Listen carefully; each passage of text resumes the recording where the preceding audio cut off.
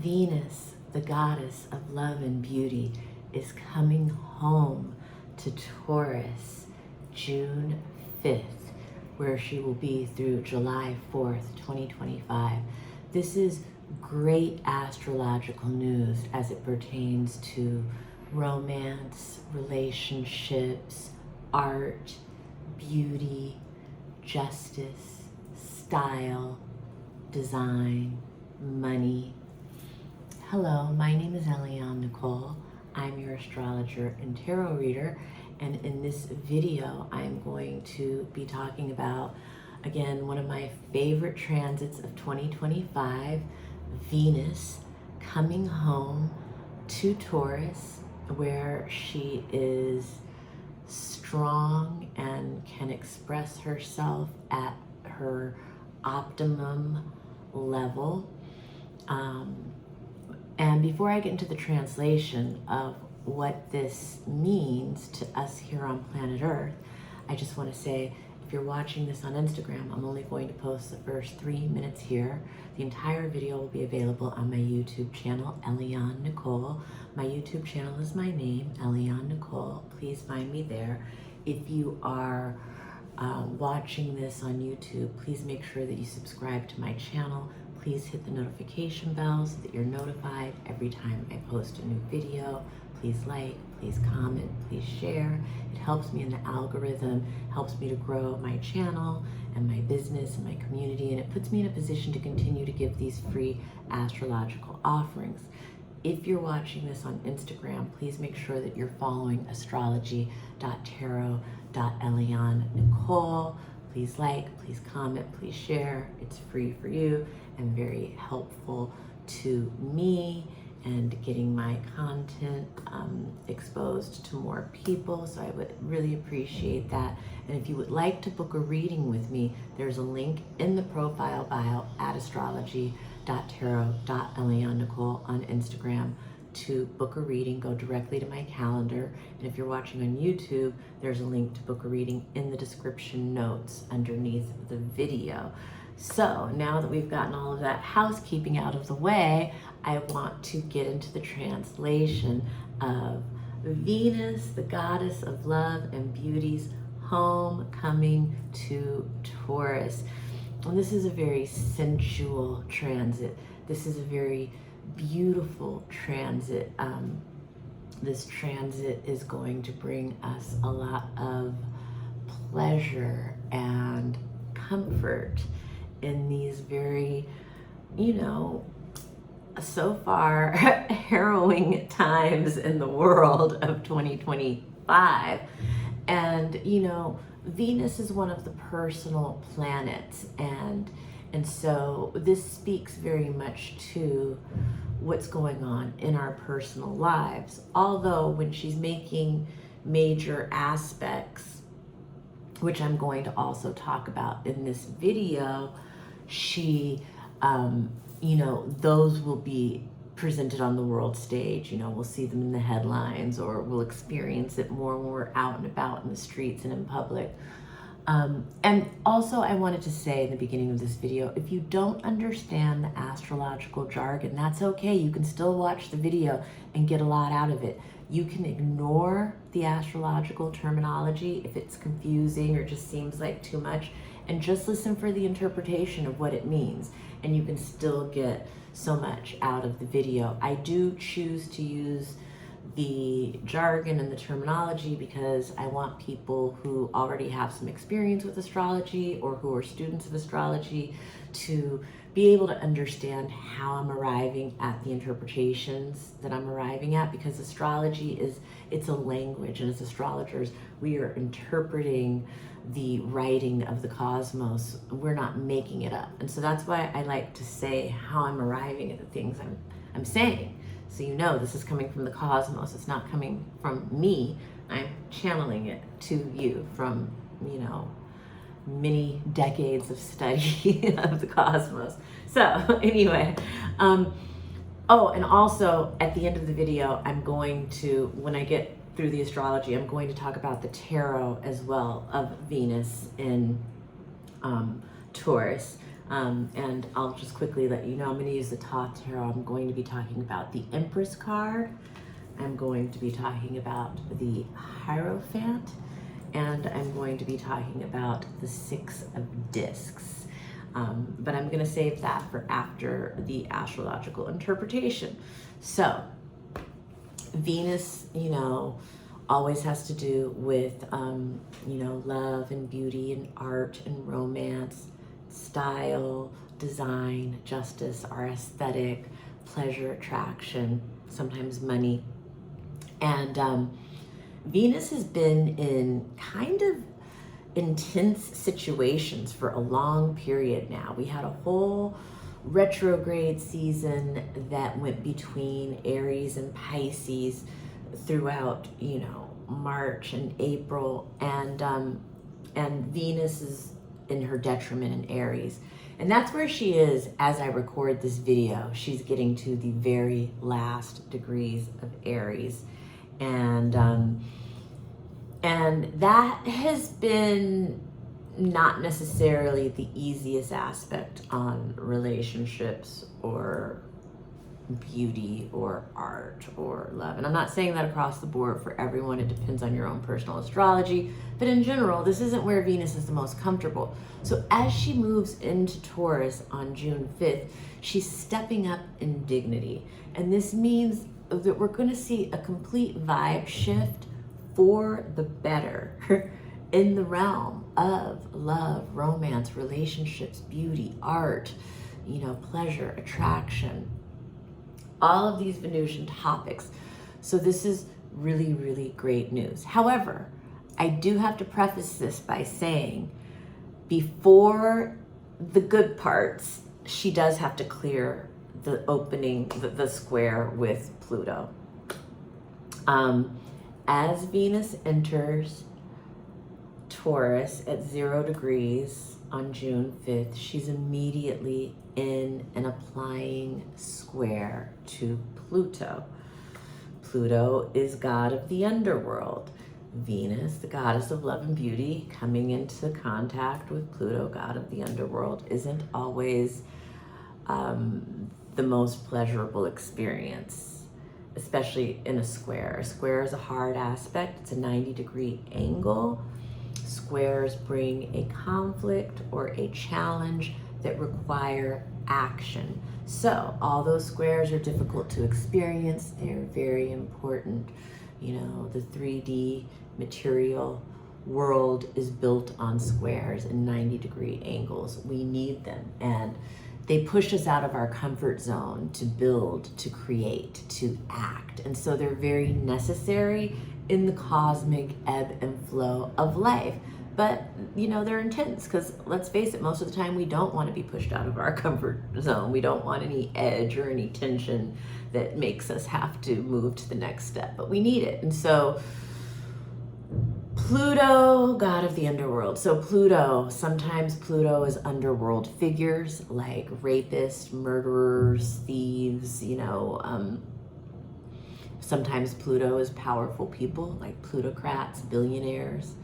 You know, Pluto has to do with death, rebirth, regeneration, transformation. So Venus having this initial meeting with Pluto, and let me also say, because I haven't said it yet in this video, I assume most people know it, but Venus represents women, daughters, sisters, and people, aside from representing the concepts of love and beauty and romance and design and style and justice. So she can present in the form of a person in our lives, she can present conceptually in our lives through transits, or both, you know? And so anyway, the square with Pluto is exact on the 9th, but it's building from when she goes in on the 5th. And it will be kind of, you know, still going on until, she hits the square at 3 degrees. And so she'll still be in an orb, you know, until like the 11th. So all together, this transit, I would say, is June 5th to June 11th, the Venus-Pluto square. Once she clears that, then the really good part of Venus and Taurus comes. You know, and what's interesting about this Venus-Pluto square at 3 degrees, and so in your personal chart, this will affect people personally the most who have Sun, Moon, Rising, Venus, Mars, Midheaven, Descendant, IC, anywhere from 0 degrees to 6 degrees of the fixed signs. Taurus, Leo, you know, Aquarius, or who did I leave out? Taurus, Leo, Aquarius, or Scorpio. So if you have any planets in those 0, you know, but especially at 3, but anywhere from 0 to 6, this Pluto square is the strongest. And so for women in that position, it's definitely who have, you know, placements at that position, it's important to be hyper vigilant about your safety and your surroundings during this time, especially if you know, Venus or Pluto by transit are falling into, you know, your 12th house or your 8th house, situations like that. But, you know, it hits everyone's personal astrology differently. This is going to impact early fixed sign people the most.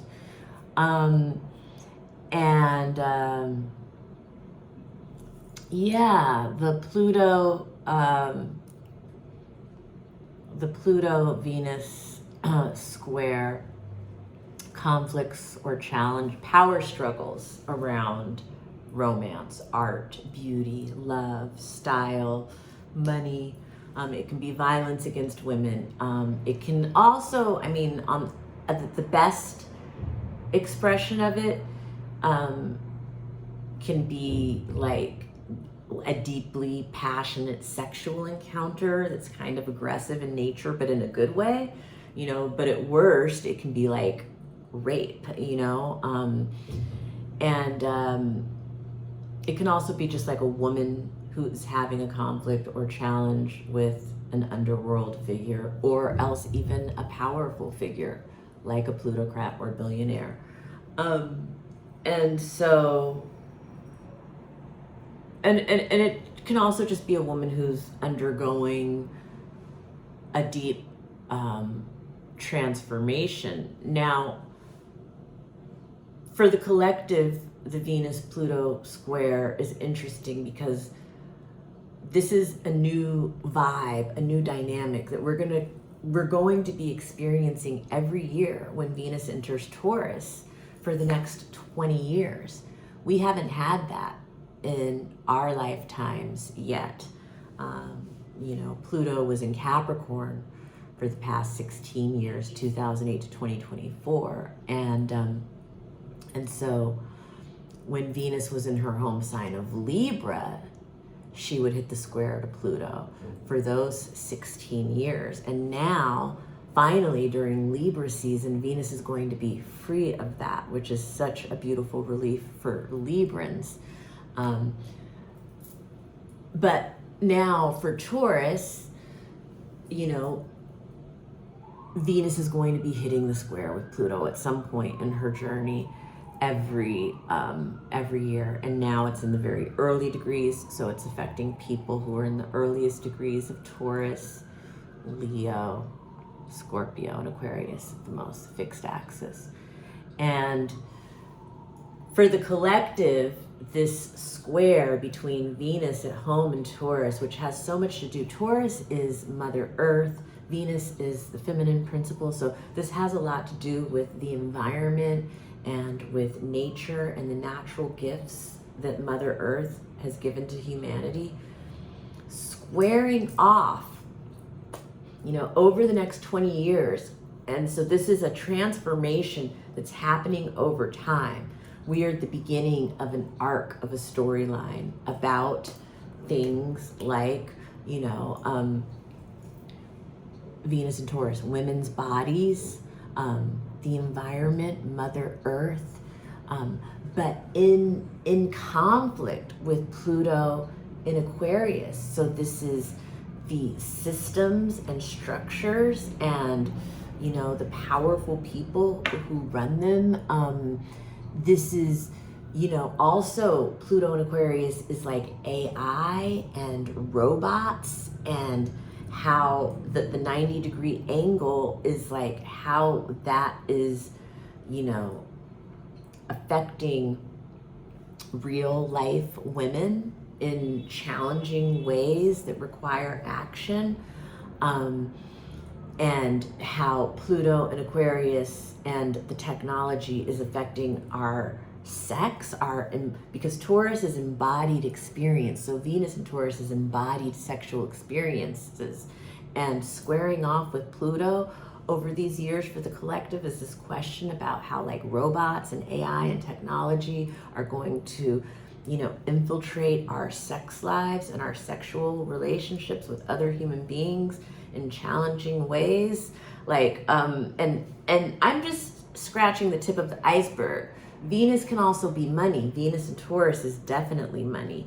And so Pluto in Aquarius is how is technology and cryptocurrency coming into conflict with paper, cash, you know, gold, the resources of the earth, versus this digital Aquarian ether crypto technology that exists, and these kinds of challenges. So you can see for the collective, like, you know, it's earth versus air, it's embodied experiences versus technology. It's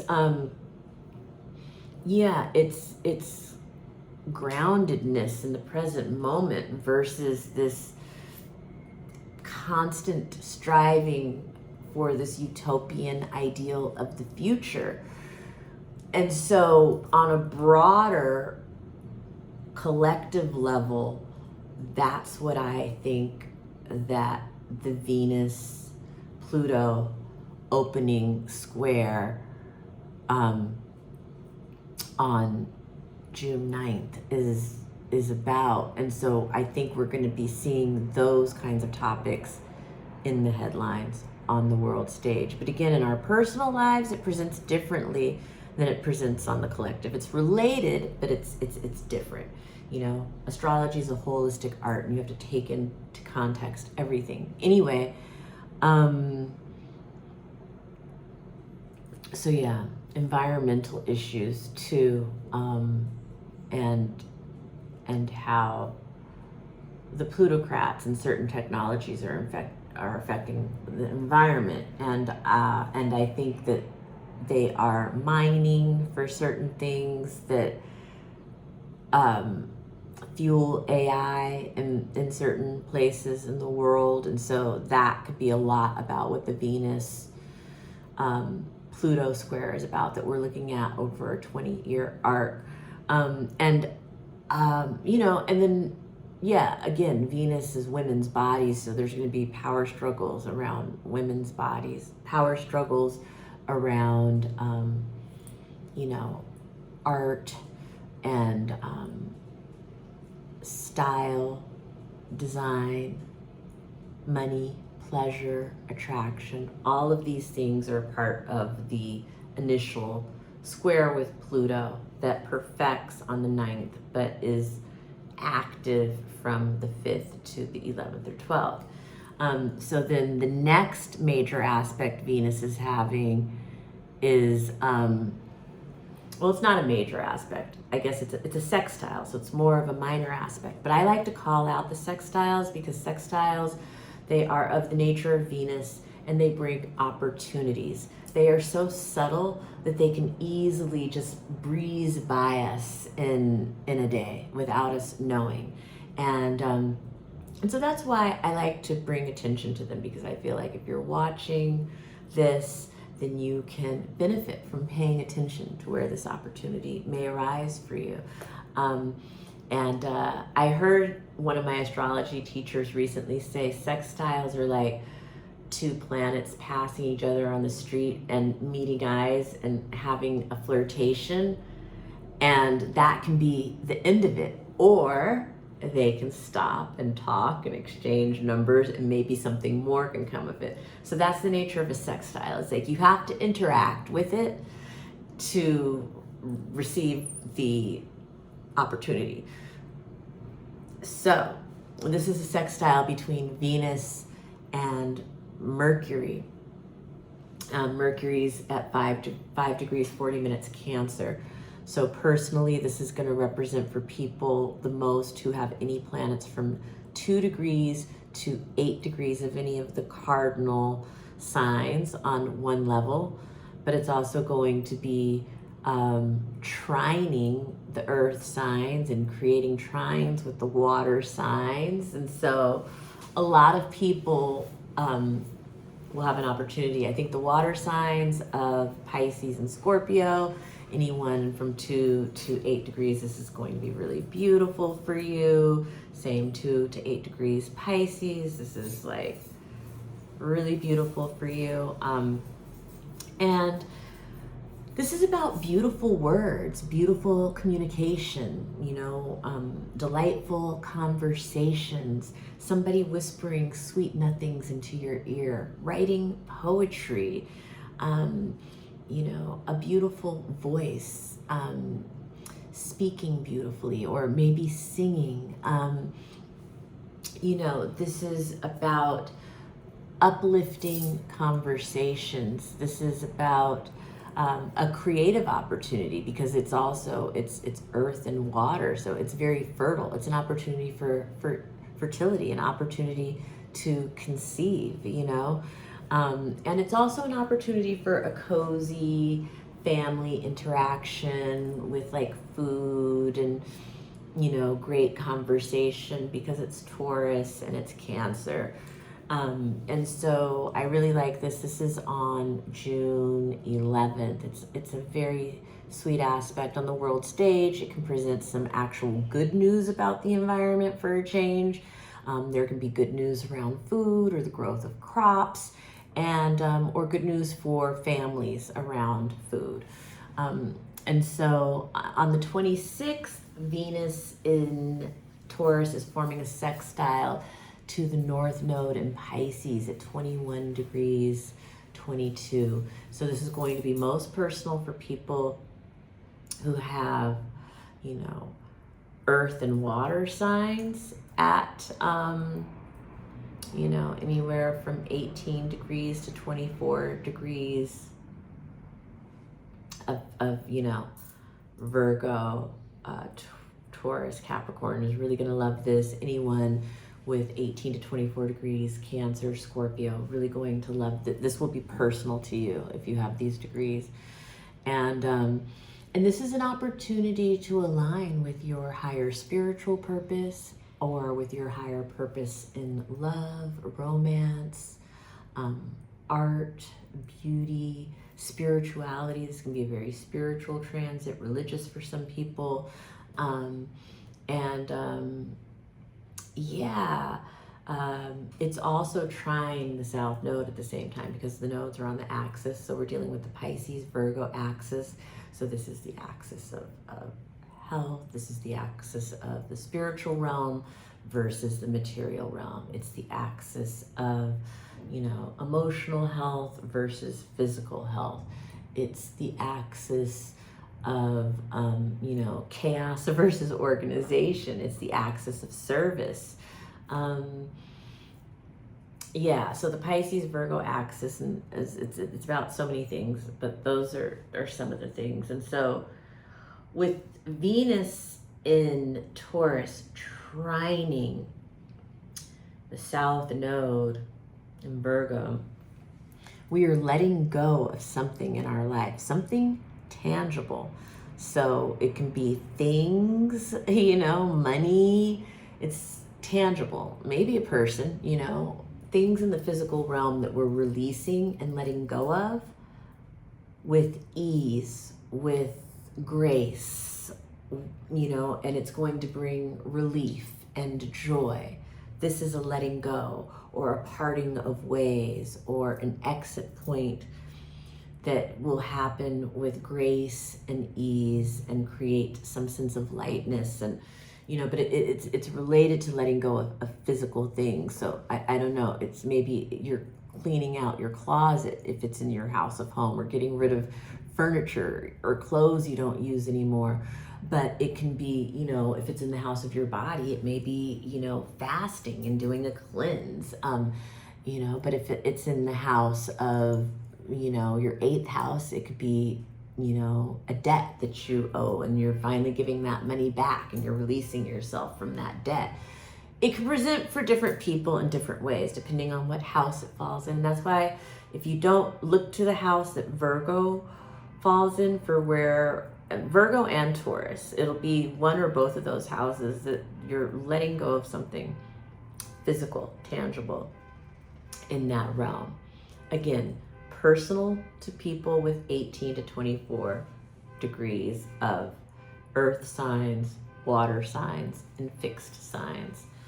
The earth signs are Virgo, Taurus, Capricorn. The water signs are Pisces, Scorpio, and Cancer. And the fixed signs are Taurus, Leo, Scorpio, and Aquarius. So those are the signs that will be most impacted, and especially those who are matching degrees.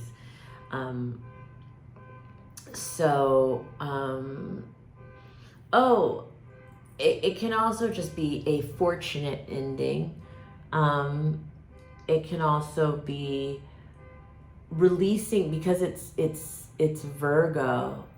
It can be releasing your written work into the world, finally, like you've manifested something, Venus and Taurus, and now you're releasing it into the world. And another thing is that it can be the loss of innocence or virginity. Virgo is a virgin, and virginity can be literal sexual virginity, but it can be the loss of your virginity to anything. We're always a virgin when we're starting new at something, right? And so you can look at it in that context as well. On the world stage, I feel like this is really nice for the collective is aligning more with a spiritual compass. And for some, that's a religious compass. And that can go either way, when people become zealots and fundamentalists and get too fanatical about religions and spiritual practices and go overboard, sometimes that brings consequences and bad, reverberations in the world. But it can be good when it's more about the collective consciousness waking up slowly in numbers and quantities to this idea of the oneness of humanity that's represented by the North Node in Pisces. And Venus and Taurus can complement and really embody that, bring that from the spiritual realm into actual embodied experiences of pleasure and joy and sharing and compassion and love and romance and friendship and community and all these things. So that is one thing about it on the world stage. And then another thing, this is in our personal lives and also on the world stage, but maybe this is more personal. It's letting go of perfectionism so that we can enjoy our life. Letting go of perfectionism and trusting God and having faith are also a part of that sextile. An opportunity. These are opportunities. Again, you have to interact with the opportunity. It's not a trine. It doesn't just land in your lap. You have to recognize the blessing to receive it. You have to recognize the opportunity to interact with it and to engage with it. For the collective, I feel a movement away from materialism and towards spiritualism. and that can be brought about by a whole bunch of other things. I'm not saying that this is just because we're walking into the meadow of spirituality. You know, I think tough times in the world start to push us more and more in that direction because, you know, people are searching for a higher meaning. There must be something more than this material realm where people are just like, you know, slicing each other's throats over money and just a higher, more spiritual perspective in general for the collective. And then yeah, a beautiful collective spiritual moment that points us towards our North Star of universal compassion and empathy for the oneness of humanity. I like that. It can also be, because it's Venus, a prominent spiritual female leader who embodies that message, who is rising to the fore. Now, because it's just a sextile, we might just get a glimpse of her in the headlines or in the news right now, but she's going to be playing and growing into a bigger role because of this message. And then the final aspect that Venus makes in her journey through Taurus before moving to Gemini, July 4th, is the final conjunction to Uranus. So Venus leaves Taurus with a twist. She gives us the ultimate plot twist in love, beauty, art, justice, or romance. Style or design also in there at the end on the 4th of July. So she gives us a big surprise, and this can also indicate experimentation with sex, sexuality, style, design. It can be experimentation with exotic foods. It can be a chance meeting with a stranger that you are attracted to. It can just be, in general, feeling attracted to exotic or unusual or strange art, food, beauty, people. It can have to do with women, daughters, sisters, rebelling, being defiant, disrupting the status quo. It can have to do with artists rebelling, being defiant, or disrupting the status quo in very tangible ways. Yeah, it can be a sudden liberation for women, or you know, in our personal lives for a woman. This one is at 29 degrees, so this is going to most strongly impact people who have planets at the 26 to 29 of the earth signs. So Taurus, Virgo, Capricorn. Virgo and Capricorn are going to receive a trine. So this is going to be a really pleasant plot twist, a fortuitous twist of events, something unexpected but really great. For the water signs, for like Cancer, Scorpio, and Pisces, this can be very, you know, fertile. It can also, you know, this can be a surprise pregnancy. It's fertile, but it can also be very creative. It's good to, you know, it's bringing together the ability to grow something, the opportunity to grow something, whether that's money, a family, your hair, you know, your garden. Again, it hits different people in different ways, depending, it's all geometry. But yeah, so there's that. You know, on the world stage, we may see something like, you know, stylists or designers who are rebelling against the status quo in the fashion world or in the design world. Or we may see a shocking, you know, a female artist that we all know, or celebrity who debuts some shocking new style where she's completely changed her style to something we would never expect. There will be surprises in the headlines around women, around you know, sisters and daughters around beauty. It's going to bring, yeah, women rebels to the forefront, to the top of the news. Women disrupting the status quo. And then it moves into Gemini July 4th. So I'll come back and do another video for that. And then I just want to briefly, before I leave, talk about the tarot cards. The Empress is one of the major arcana. She is associated with the sign of Venus. She is the goddess of love and beauty. She is Aphrodite. She has to do with fertility, again, which is represented very much by Venus and Taurus and some of the transits that I just talked about. She has to do with intuition and, you know, feminine power, yin power, like the power of receptivity. That's going to be very important. People who can key into that will do well during this. You know, in this image, she is a creative figure. She's bringing things from the spiritual realm, represented by the background, to the manifest, to the material realm. So this can actually be the fertility associated with motherhood, like conceiving an actual child, but it's more than that. It's the conception of ideas and bringing them from the idea realm into physical manifestation. So she is the creator. She is about the connection to source.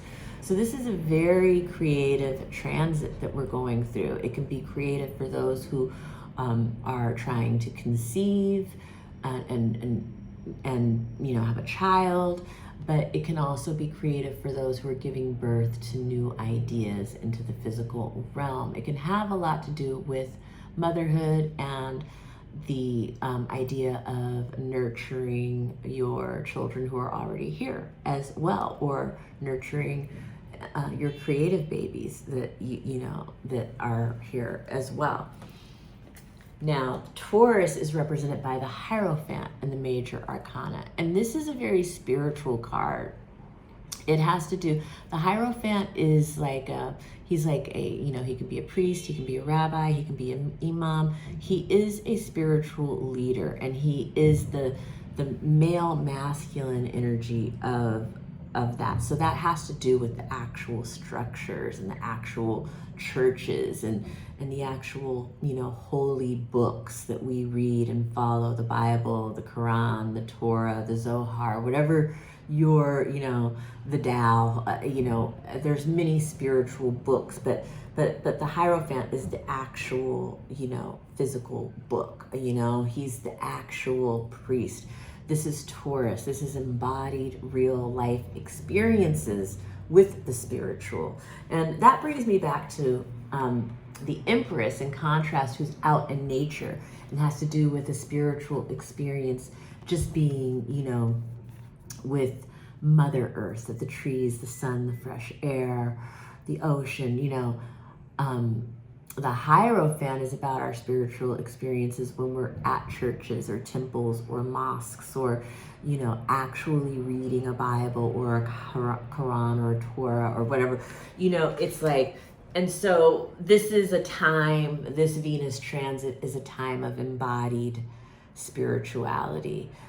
Again, this also refers back to the sextile with the North Node in Pisces.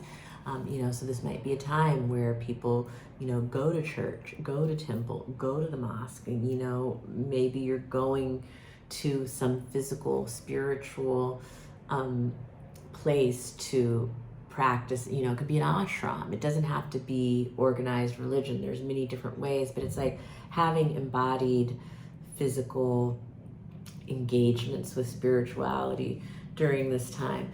And then finally, I wanted to talk about the Six of Pentacles. And, you know, and before I do that, I want to talk about the Hierophant reverse, which can be about becoming too dogmatic with religion or spirituality, which is the shadow and the danger. Anyway, just thought I'd say that, because the North Node in Pisces, the North Node, the Vedics call it the head of the dragon. It's the hungry dragon. And so in our hunger, you know, we can convert this spiritual idealistic, really beautiful concept into these corrupt earthly ways of interpreting it, which then turn into like power and ruling over others and us and them and wars and all of that. And so that's the shadow side of that. You know, the Hierophant can be organized religion or organized spirituality. And then in the minor arcana, I'm coming to the Six of Pentacles because this is one of the cards in the Taurus wheel section of the wheel of the tarot. And, you know, Venus, where is she? Venus has a seat at the table in the Thoth Tarot. You know, this is a table of, you know, this is, you know, Saturn's at the table, Mars, Jupiter, Mercury, and the Moon. And Venus, you know, and they're in Taurus. And this is about practical conversations around money, finance, you know, our material resources, our homes, our things, our money. This is, you know, adulting and handling these things responsibly. This can indicate a beneficial contract that's coming in. This can indicate getting a raise or getting some other kind of financial gain. It's called success in the in their one word in the Thoth Tarot, and I just want to emphasize the importance of, when we have material success, sharing the wealth. You know, in the Rider-Waite, which I don't have that deck here with me, but next time I'm gonna bring it so I can do both. But in the Rider-Waite, there's a figure depicted, and he's parsing out, you know, crumbs or whatever to the people who, you know, there's one person who has, and they're sharing with others. But it's important to share. It's important to share the wealth. You know, whether that's through tithing, you can also tithe through sharing with friends and loved ones who you know need your support, because everybody's astrology isn't going to be hit the same way, even though in general, I think this is a very benefic transit. There's still a lot of suffering and need in the world. People are going through it. And so those of us who are experiencing the best of it, it behooves us to share it with others. And that's also the sextile to the North Node in Pisces. That's a spiritual perspective on money, and it's a sextile. It can pass you by. You don't have to engage with that. But if you do, there's a lot to come from it. It will bloom good things in your life, according to the cosmos right now. And so I'm going to end it there. There's so much further I could go with those cards, but now I've been talking for 42 minutes. It's a long video because I did the astrology and the tarot. If you're still here with me, thank you so much for listening all the way through. My name is Eliane Nicole. I'm your astrologer and tarot reader. Please make sure you subscribe, like, comment, share, help me stay in business. Contact me for a reading. I would love to read for you. I read on Zoom, so I can read for people anywhere in the country, anywhere in the world. You have an option to keep the recording, which clients tell me is very helpful to them in learning more about their chart, because they can watch it time and time again. We don't have to record it, but it's an option.